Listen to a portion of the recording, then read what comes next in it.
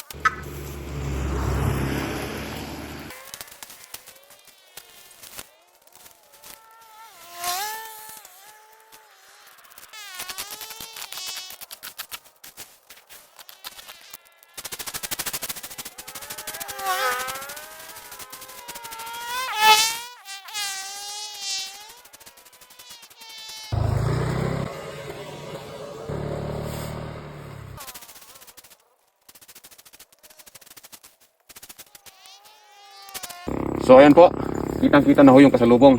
Sana'y nakatulong po tayo sa komunidad ngayong araw. At kung gusto mo po ang mga ganitong videos, pwede mo po ba akong i-follow para lagi po kayong updated sa mga bago kong uploads. Yun lamang po. Maraming salamat.